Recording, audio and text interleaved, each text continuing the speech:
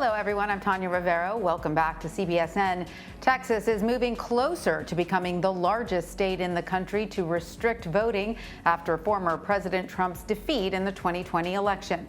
Following negotiations, it seemed as though the new bill had preserved the newly adopted voting options, such as drive-through and 24-hour voting. Those pandemic provisions were very popular in cities which tend to vote Democrat. But now the plan for the bill is going into what's known as a conference committee. The GOP sponsor of the initial bill wants to restore the bans on those new voting options. This year, Republicans in 14 states have already passed laws deemed anti-voter by the Voting Rights Lab. Many of these changes were driven by false claims about widespread voter fraud. Meanwhile, actual cases of voter fraud are much rarer than some politicians would have you believe. This month, the Washington Post counted 16 incidents where people faced criminal charges for voting illegally. That is 1 out of every 10 million ballots cast.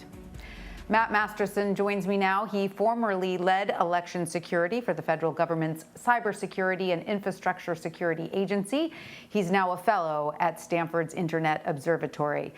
Matt, welcome. Great to have you with us. So as I mentioned, you worked on election security for the 2020 election before leaving for Stanford in December. So in light of these state lawmakers making certain claims to justify changes to voting laws, I want to get your assessment of the election. Yeah, so I think our statement in coordination with state and local election officials across this country following the election, where we said this was the most secure election in American history. And we could say that because we worked with all 50 states and thousands of local jurisdictions to ensure the security, integrity of the elections process. So stand by that statement 100%. In my experience in elections, I've never seen a smoother presidential election. And so what impact then do you think that the months and months of disinformation following the election from former President Trump and some of his followers have had on the impact of people's faith in the election system, and then eventually leading to some of these voting restrictions?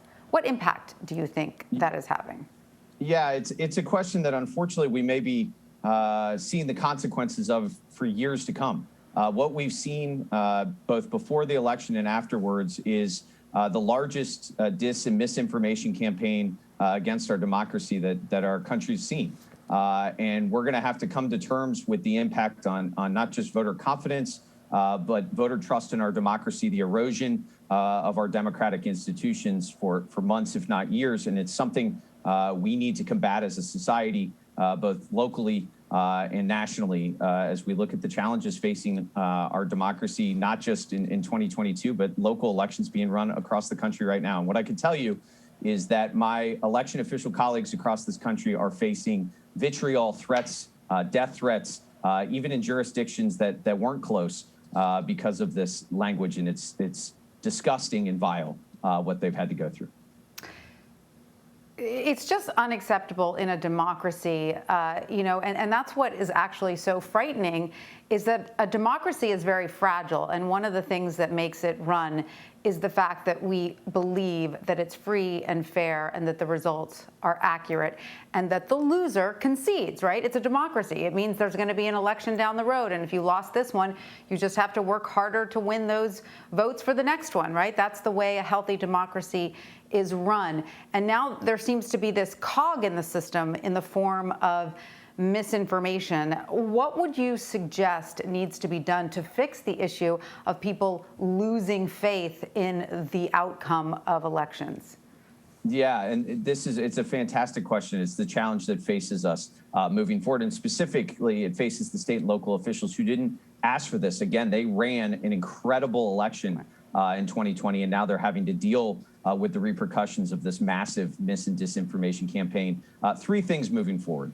One is we need to continue to engage with citizens at the local level to help them understand their options for voting, the security protocols in place, and state and local officials have done tremendous work, and we need to amplify their voices, bring greater transparency to what they're saying. Two is, and perhaps most importantly, there has to be accountability for those lying about the process, spreading this mis and disinformation.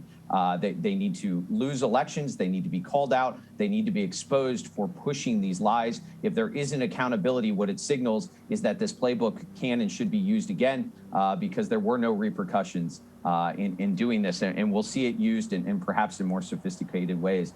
And then 3, there needs to be a national conversation about how we consume and take in information and really educating, pushing civics education, pushing education around our consumption of information so that we understand that what you read on Facebook, what's pushed you on Twitter aren't the facts necessarily, and where to go get those facts, whether we're talking about elections, whether we're talking about vaccines and vaccine hesitancy. It's really critical that we engage Americans in a conversation about how to resist this push for dis and misinformation. Right, and I agree with you that lies about, election security can't be allowed to stand or to be glossed over. They're just too dangerous. They're too dangerous to the fabric, of our democracy, and they have to be called out. I agree with you on that one. It's not a partisan issue. It's actually, it's actually a question of the truth, and the truth has to be shown, and hopefully, people can accept the truth once, once they learn what it is. Yeah, it's completely undemocratic. It is exactly what our adversaries want to see. Russia, China, Iran want to see our democracy eroded, and we're facilitating that. And it's disgusting, and we need to anchor ourselves back in what we believe in: free and fair elections. The information, the facts are out there. The election officials have provided the facts behind this election, that it was secure, that the results were accurate, and we need to embrace those facts and move forward. Matt Masterson, thank you so much for joining us. We appreciate it. Tanya, thank you.